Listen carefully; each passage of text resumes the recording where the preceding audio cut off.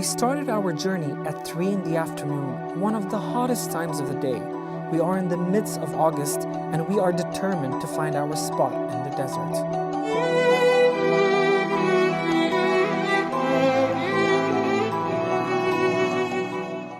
I am very excited today. We have an amazing show for you. We're going to show you more about the desert habitat. Now, we've probably forgotten about this kind of environment, although we live in Kuwait and it is a desert environment.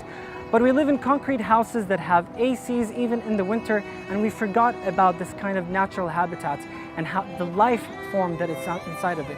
A lot of us probably think that the desert is dead and most of it has very little life. But on the contrary, it is actually the opposite. Today, I'm going to talk with Dr. Ali Al-Khraybit. He actually is specialized, he's got his PhD in environmental impact, so he is the perfect person to talk about the desert in Kuwait. We're going to talk to him about the good things that are happening in the desert, and also the kind of things that are happening that are being disadvantages, the leftovers that are in the desert, the bad things that we're doing to the desert, and how it affects our lives in the future. I really hope you stay with us. See you as we progress.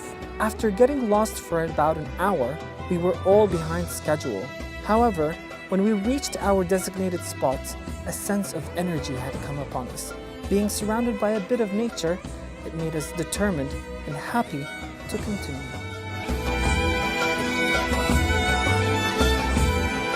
We've been living in a desert environment all our lives, but there's little we know actually about the desert environment. Perhaps it's because we've gotten used to living in homes that have air conditionings, and so we don't feel the real environment of the desert. Today, I thought I'd like to know about the hidden things about the deserts, the different kinds of deserts that we have.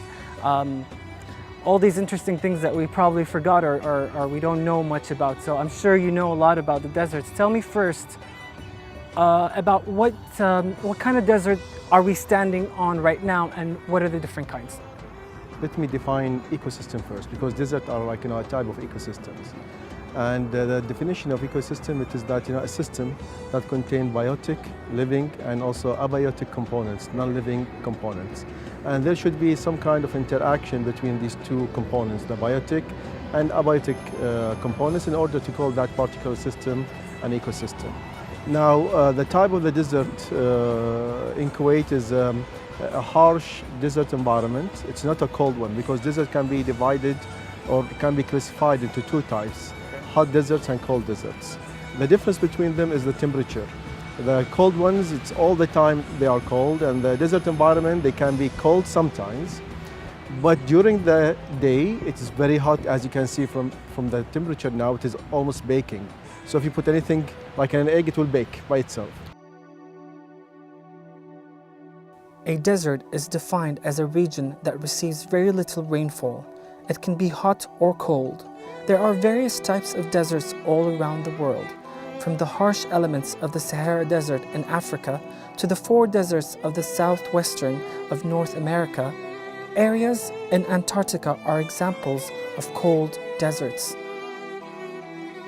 If we see just the things around us, trees and the desert organisms, you will see that they are very well adapted to this harsh, hot weather climate. And it's very important to understand how these organisms evolved and also how they have this capability to adapt themselves. For example, this salix tree just behind us, it has different types of adaptation. For example, it has spikes, and the spikes can form or can be a type of water conservation and also protection. It protects the plant from being eaten by other organisms. So there's a lot of type of adaptations for plant and also the animals, the organisms. If you don't mind me saying, because for a very a person who doesn't know much, for example, like a friend of mine or myself, we'll be like walking the desert or driving.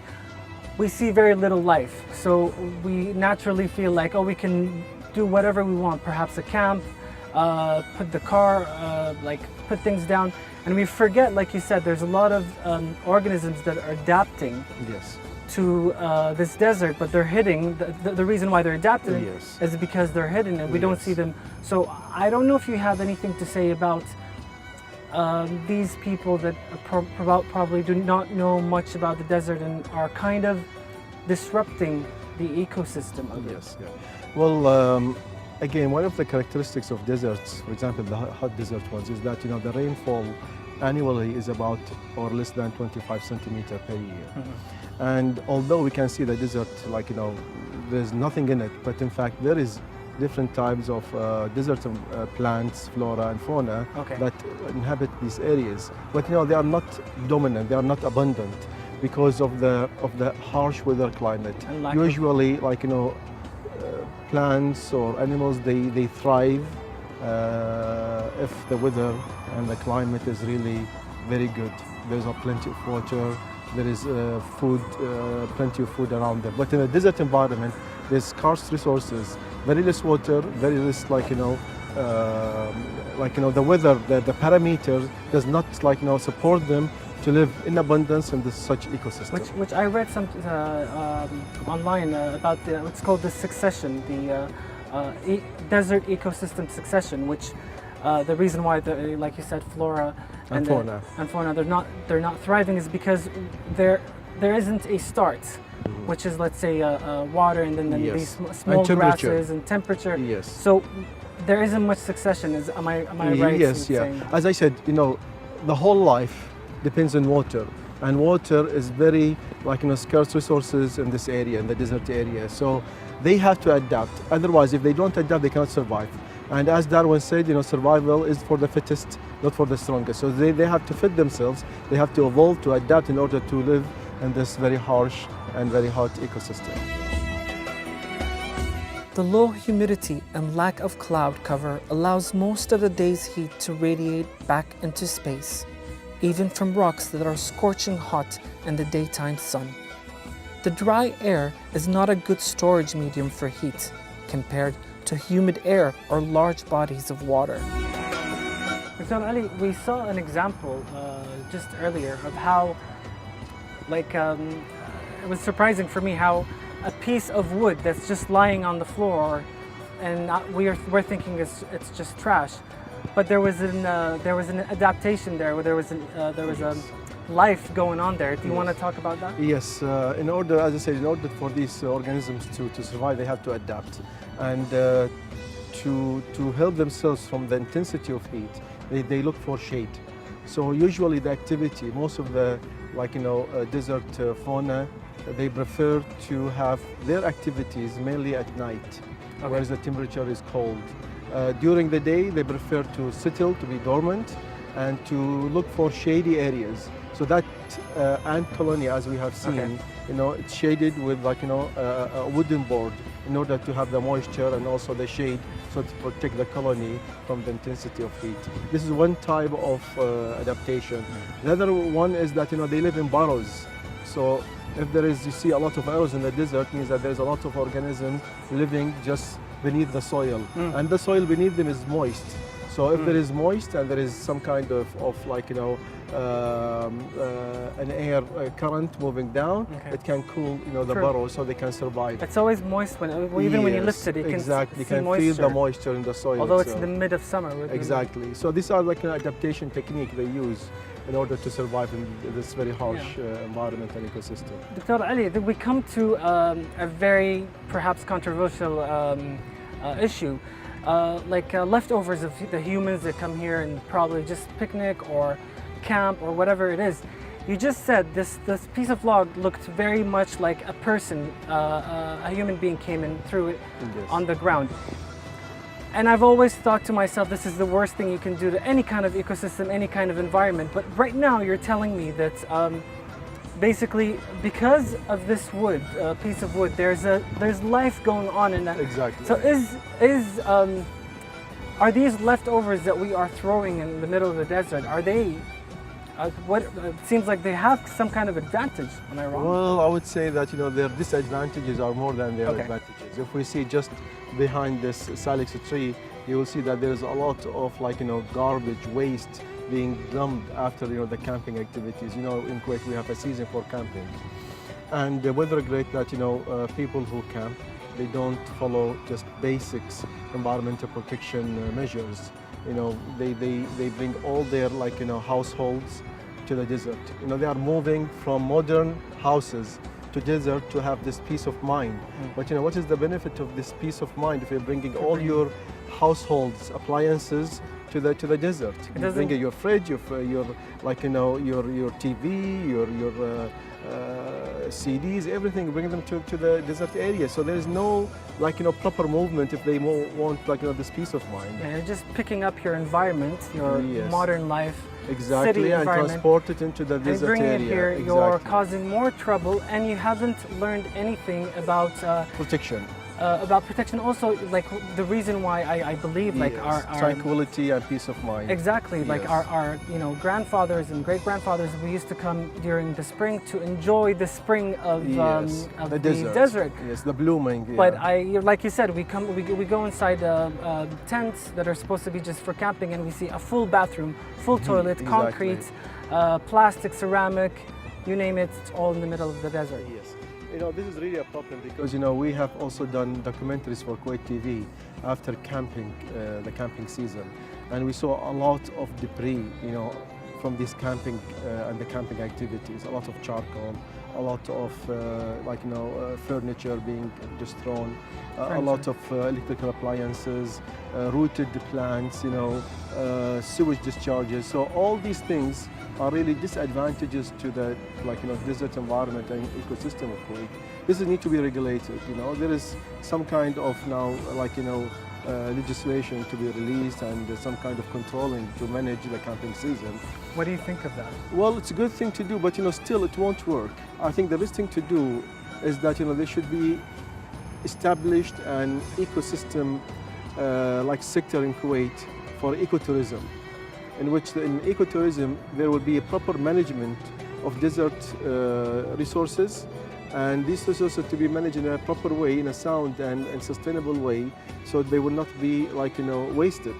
So by establishing this ecosystem sector, we can do eco-camping, in which we allocate a lot of areas, designate different areas, north, south, or west of Kuwait, and we fence them, and we provide everything for the people to come and camp. So they don't bring tents. There will be tents there. There will be solar systems. There will be natural things. There will be no cars. So it will be things that really help the desert environment from being degraded. Yeah, not like we hit the point of the main point why we go to these places, to actually see these kind of to see organisms and life forms, so we can understand, because we live in a very much 100% because of our environment, a city life where we're protected by concrete and air conditioning. We don't know the environment, how it's like. So, like you said, when we have these kind of camps that are already set, it'll teach us something about life. Yeah, I think I lived in Old Kuwait, in the old city, in the late 50s. And also I saw the modernization, and I think with modernization we are being left behind with no tranquility. So we need to move to areas where there is tranquility, and there is you will sit for a few days with having a peace of mind. But what's happening in Kuwait is in contrary. It's not like this. And as I said, this sector needs to be reorganized and need to be improved in a sustainable way, so people who come to the desert, they don't destroy it. They come and enjoy it, and they enjoy and to see all the plants and the fauna of the organism, how they adapted, how they lived, and also how their ancestors, because all our ancestors before moving to the cities were in the desert area. So it's good also to see how they were living at that time with no electricity, with all these electrical appliances. So it's good to move from this modernization to this old age and to see how the people they lived. And we cannot do this if we bring all our appliances from our homes and just we put them and install them in the desert. Sure, I even heard that Kuwait City itself, like the bay, was the homes that were there, it was pretty much like living in in a natural environment, because even the homes are made of mud, and they were Mud, designed in a rocks, way yes. to create wind channels Currents and inside, currents, so you will have, yeah. so that you don't have to have you don't use Yes, like yes. what's that name of the gas? It's kind of like really bad. The ones that they Yes. put for the AC. Yes, you know, yeah, the one that deplete the ozone layer, yeah. Yeah. So like, I think you're absolutely right. My next question to you, Dr. Ali, is you spoke about these camps that we can set up and do them very nicely, and no one brings their stuff; they just come and enjoy it. Yes. Would you say that would also be a move to desert restoration? Yeah, this will really rehabilitate naturally the environment, because, you know, if you go to camping areas, you will see it is really deteriorating, and there's a lot of, like, you know, waste on them, pollution on them. So by doing this, we give time to the impacted areas to rehabilitate itself naturally. Okay. So it's a good thing to do if they do this, you know. So it's two birds in one stone. Exactly, yes. Dr. Ali, will you show us some examples of Yes, the for sure. left, or whatever you want to show? Yes. What I really want to know is how are the leftovers of the camping, since it's a Yes. hot topic and there Yes. are some type of regulations, I Yes. heard. I want to know the extent of damage to the environment that For these sure. leftovers are doing. We will do two things. We'll show how these animals and plants are adapted to the harsh weather and climate of the desert, and also we will see some of the leftovers of the previous camping season. The Gobi Desert, located in the northern part of Asia, is a cold desert with frost and occasionally snow occurring on its dunes. Besides being quite far north, it is also located on a plateau roughly 1,500 meters above sea level, which contributes to its low temperatures. The climate of the Gobi is one of the greatest extremes. Combined with rapid changes of temperatures of as much as 35 Celsius, these can occur not only seasonally, but within only 24 hours. An average of approximately 194 millimeters of rain falls annually in the Gobi. Additional moisture reaches parts of the Gobi in winter as snow is blown by the wind from the Siberian steppes. These winds cause the Gobi to reach extreme of temperatures ranging from -40 Celsius in winter to a very hot 50 Celsius in summer, similar to the temperatures we see in Kuwait.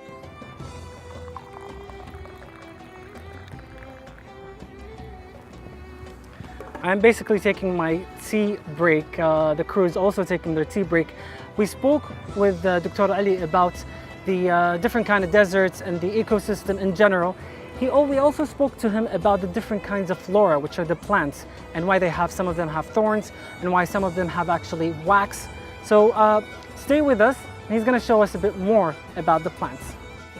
When I first saw this tree, I thought it was actually indigenous, because we're kind of in the middle of the desert, and I thought it was native, but you're saying otherwise. I don't think these trees are native. Maybe they are like old trees in Kuwait, but maybe they were planted or moved with the pollens and they just rooted themselves. But, you know, I would like to speak about the adaptation, as we have been speaking previously, that, you know, the salix tree, Okay. they adapted itself to the desert environment, and you can see that it has a lot of spikes in it. Okay. And one of the advantages of having a spike or a thorn is that, you know, it can hold water, and also it can give shade, and also it can protect the plant from being eaten by other desert organisms Okay. or fauna. So this is some kind of adaptation you can see. And also, you know, there's different adaptation in some of the plants in which the roots or other parts of the tree are covered by, like, you know, material like a wax. Okay. And this wax prevent the water from getting out of the plant itself. That's what we see in aloe vera. Yes. Okay. Doctor, so you're saying that this tree is not indigenous, meaning this species, wherever it comes from originally, does not have thorns? No, they have thorns because, you know, these are adapted to the desert environment. My question is, when they come to a new environment, let's say the desert, will they change in shape to adapt? Is that a flora? See, these are, like, you know, desert plants. Otherwise, they will not survive. You cannot bring a tree from, like, you know, Europe and plant it in a desert environment. And then, okay. But, you know, we say, is it, for example, like a native all the time was in Kuwait, or it was like in another country nearby, Nearby, but Iraq, also Saudi deserts. Arabia, Syria, desert ones, and they I moved see what here. you're saying now. So Yes. it was always a desert, but just Yes. from a different desert. Okay, could I be, get it. Yeah, because Poland's they move with the wind, Okay. so they can plant themselves anywhere they can settle, and if there is like good environment, they can just thrive. Yeah. Yeah. Other type of adaptation we can see is the burrows. You can see there is a The burrow bar here. here. Yeah, and with regret, this burrow is also covered with some of the plastic debris, if you can see, from the previous camping activity.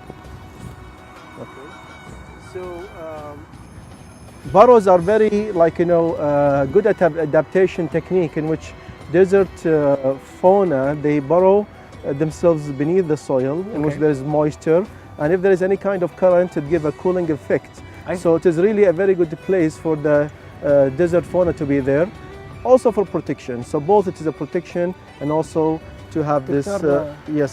Dr. Ali, what kind of animal is living in there? Is this an animal, insects? Yeah, it could be a lizard. It could be a lizard or a rodent. Because I don't know if the camera can catch it, but I also Yeah. see ants. Ants, it is in this direction here, but this one here, it is either a lizard or one of the small desert rodents. Okay. Yeah. There was another example. This is my favorite and most interesting one, where I thought humans just came and dropped their waste, and then all of a sudden there's life form underneath this. So Yeah, see, this is another survival and adaptation technique. You can see that there is a lot of burrows, okay, and you can see there is an ant colony here. So this cardboard, which is a waste okay. from previous camping activity, is being used by desert fauna to protect themselves from the intensity of heat, and also as a source for protection. Dr. Ali, what if this was plastic, like a non-organic material? Would the organisms also be able to adapt on it? I mean, they can use it as a shade, but you see they are degrading. So these are from the UV light and intensity of heat, they degrade, and they become like a litter all over the desert.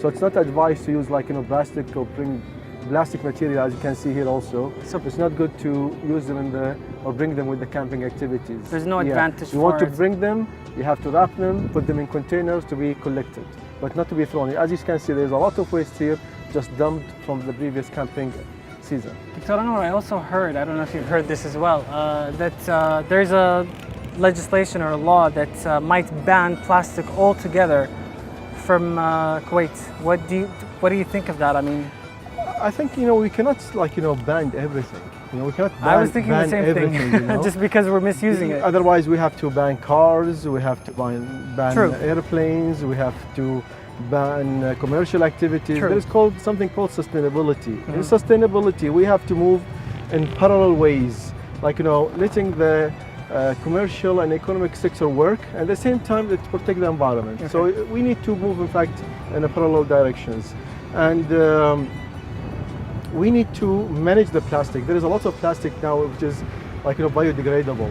So even if it is left over in the desert or landfills, it can biodegrade naturally. I see. So it is advised I that see. we bring some materials or plastic from that type.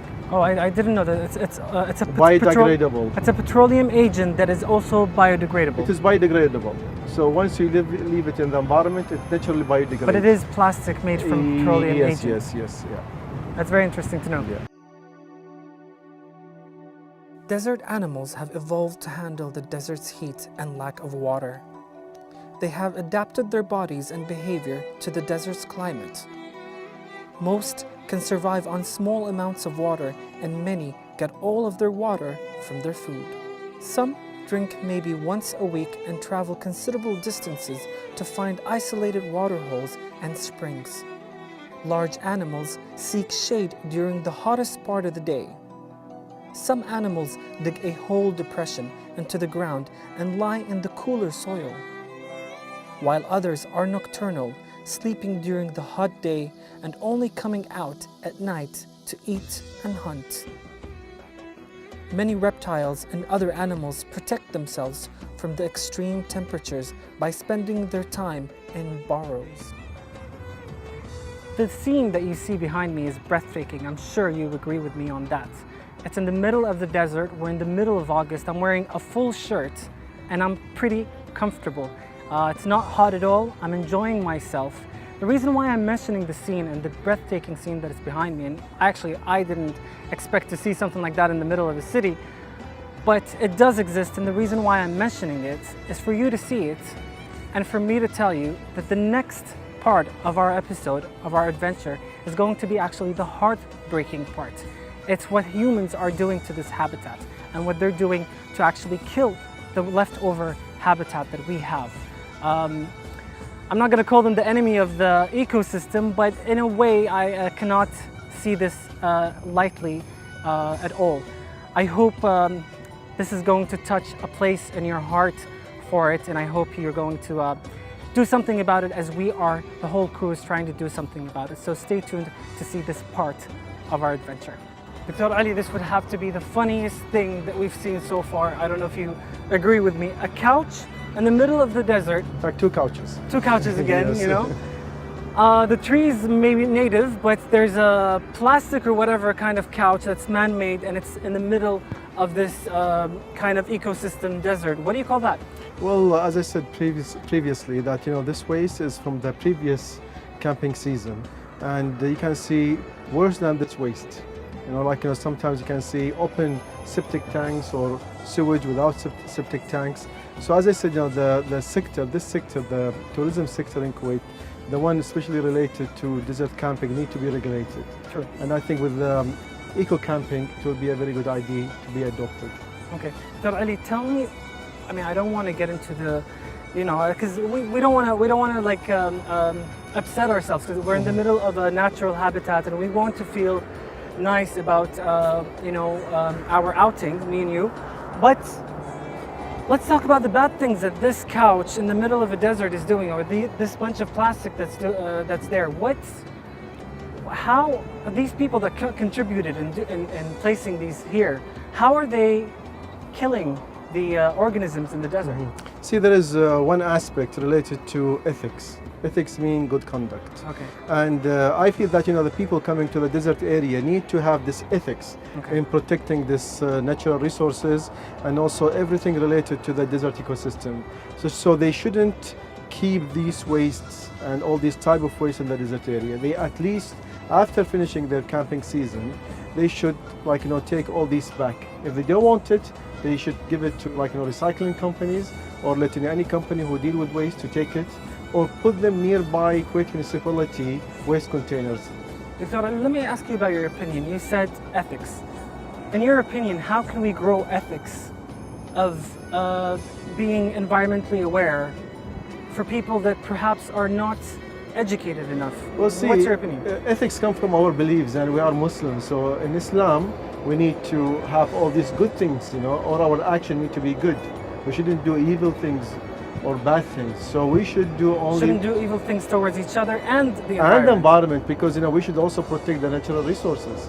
And what's happening is that I wish that through the education system, people aware themselves, and also the government and the teachers aware also the pupils and the students about the importance that all religions, including our religion Islam, state that we should protect humans and also all living organisms and all natural resources. So it's not only about ourselves, but it's also about the resources that we have in the ecosystem that makes us living. Without these resources, we cannot live, in fact. I was just going to tell you, we go back to succession. The little plant that's planted there that we think is not important, that's going to bring insects. Insects are going to bring birds. Birds is going to bring food for humans and sustainability. Exactly. And it's actually coming back to us. Exactly. It is like a cycle. Yes. So life is a cycle. So we have to understand all the phases of this cycle, and we are part of this cycle. But the problem is that we think as humans that we are dominant, and all these resources that can be found on the earth are it is owned by us, and we have the right to destroy them, or for our comfort.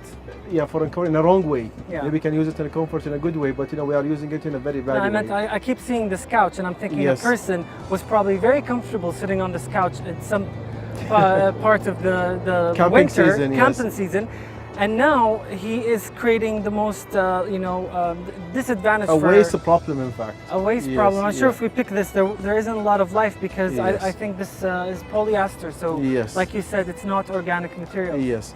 So I think the important thing, the conclusion is that the government, through government agencies and ministries and authorities, they need to establish this sector, ecotourism sector, for whole of the state of Kuwait, in which we should designate areas for eco-camping. Dr. Ali, Yes. you've been so helpful. Thank you very much. I enjoyed You're welcome. myself. All the information you gave me is really, really valuable to me. Thank you. I hope everyone probably got one or two things from it, or let's say we planted a little bit of ethics in those who probably Hopefully. don't know about this issue yet. So I thank you very much. You're welcome. So let's take a walk back and Yes, see for where sure. we can find our way. Yes. In today's adventure, I personally had a lot of fun, especially with Dr. Ali giving us all the information. But what the most thing that struck my mind really is how the temperature is completely on the contrary of what I thought. It is actually, I'm not sure what the temperature is right now, maybe perhaps in the 30s or the 20s, but it's a lot lower than the city, and we're in the middle of August, middle of summer. Knowing that we are in a desert habitat, you would think that the desert is actually, the temperature is higher, but it is actually a lot lower. The reason why I'm saying this is give the natural habitat a chance. Come over here yourself, take a look, get to know the desert, get to know the plants in the desert and the kind of things that live here, the small things like we showed you. Perhaps you will learn more about how to take care of it, because like we said, the continuation of the ecosystem is very important. To keep these kind of small plants going is to keep our life going. So I hope you learned one or two things. I'm really, really glad you stayed with us for this episode. I'm gonna see you next week with an even more exciting adventure. So see you next time.